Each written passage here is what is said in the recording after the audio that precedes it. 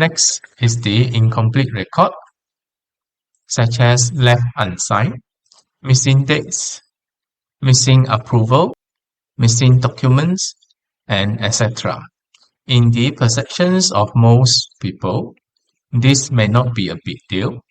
However, this to some degree reflect the non-compliance in terms of the process, especially in the perceptions of the auditor.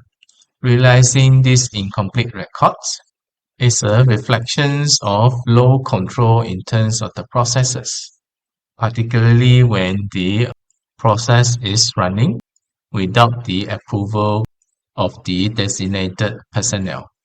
Dates are also important, which many people also may not agree. I can understand that because I was one of them during my early career. Over the time, after multiple audits, especially in my organizations, higher learning institutions, we have various types of audit. Internal audit for accreditations evaluations, ISO audit, and etc. From there, we need to train up our habit from always forgetting to put into the date. Once you sign, now make it a culture. Every time you sign, remember to put into the date. You may feel lazy to put into the date, but you know that before the auditing practice, your other colleagues will be assigned responsibility to go through the document.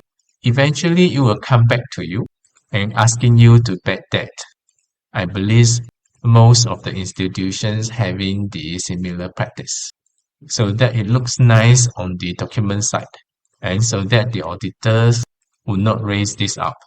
Although that is not a good practice, but it's common. Now, if you don't want to do the job twice, make it a habit. Every time you sign, put in the dates. You don't have to purposefully adjust the date so that it looks nice. When do you sign? Then you put that date on that specific day. The rest, leave it to the auditors. Now, why are the dates important? Because when you look at the SOP, some have the time frame clearly stated, which you need to comply with. Now, in order to verify those time frames, auditor usually will go into counting the day based on the dates. If they detect non-compliance in terms of the durations, they will need to check further whether it is an isolated case or is it a trend within the department. That will give them an idea, the level of conformance towards the SOP. The dates also give you a lot of information. By observing the sequence of the date, you will know whether the SOP is followed in sequence. Auditor just need to simply random check on a few relevant documents. More or less, they can identify whether you actually follow the sequence. Another issue is inconsistent forms or document formats across departments. This is also quite common. It happens when there are processes involving different departments. Although the process has already been stated in the SOP, however, in the case, for example, something like this, certain processes require the participations of the other departments. For example, you have a series of processes here, and then at certain specific process, you require the review, evaluations, and the approval from different departments over the similar things. Now, because different departments, they may have different evaluations criteria. They may also have different practices. Now, at the end of the day, your department is actually not interfering how they decide to evaluate or to approve or not that particular process. What you only need, it will be their final approval for you to proceed with your subsequent step. Now, because of this involving different departments and different departments may have different practices, now you will observe that once the document come back, there will be inconsistency in terms of the approval document.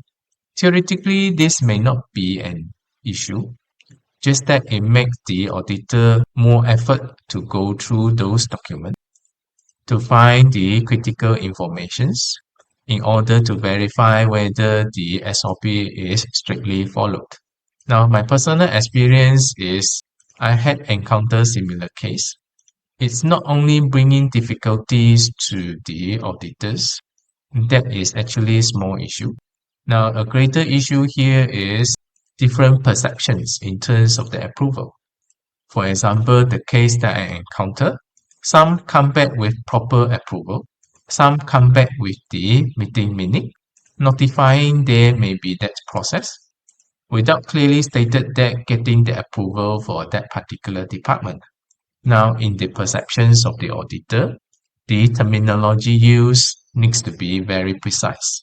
Now, if it is just notifications to that particular department, and in the case that the notification is there may be something, there is no confirmations of approval. It is like that department is aware of the things, but remains silent without official approval. So this leads to the discrepancy whether the SOP is followed. Are you proceeding with the subsequent step without the confirmations of approval? Now you have to look back into the fundamental. The reason you need their approval is they have interest over those, or they have responsibility over those, or even liability over those. Now, if their approval is not confirmed or bypassed, in the case anything happen, seeking for somebody to take the liability or responsibility, that respective department can wash their hand. In the first place, they have not officially approved that, but you have already proceed with subsequent action. Now it is whose responsibility? So what you see here, it may seem to be a small issue, but the implications can be relatively large. However, because the mode of communications between the auditors and the auditee, auditors cannot give suggestion. Basically, a proper one, it would be giving the observation. Now, the auditee may have difficulty to fully understand the rationale behind it. Coming back with the feedback, why are the auditees always causing trouble? It's just the matter of format. Why are you looking into so minor things? But you know that every difficulties in terms of the documentations, normally there are rationales behind it. Of course, we cannot deny that there are certain documents are created to be redundant. That's why over time, we have to look into those standard operations, find ways to improve the efficiency, remain the critical, and remove the redundant. So this is about inconsistent form and document format across the departments. Another one is unclear versions of the control or missing document approval. This is also common and may be harder to detect. Sometimes if you encounter stringent auditors, you may have issue with this. First of all documents before being put into use, you need to register the document and you need approval from the head of department so that the document is valid for use, such as forms, guidelines, and etc. Now, sometimes you may have noticed that within your department, having so many forms, only some are registered, while the remaining are left unregistered. However, you are still using the form. Some department may choose to register the form stated in the SOP, only the critical form. However, there are certain forms that is necessary to facilitate the transitions process, but this form has not been registered and still being used.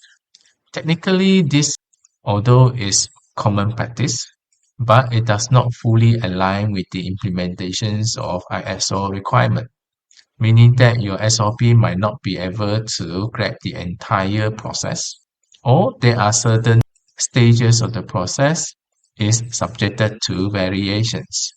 We might not be able to immediately give a blanket conclusion that this is wrong or this is right. You will have to depending on the circumstances and the necessity. However, for those cases that you get NCR or FI, it is that they notice the gap between the SOP, where there are certain areas that the forms are obviously necessary, but not being registered. However, there are certain unregistered forms being used to facilitate the process. Although some may have an opinion that we only cover the SOP part, but you know that we are looking into the process to ensure consistency and the qualities. At the end of the day, this unregistered form or unregistered practices may contribute to inconsistency in terms of the output. If that is the case, very likely you will get the NCR or OFI. Now, what defines the NCR and the OFI, we will discuss it in future videos. For the time being, our focus here it will be the common findings and observations.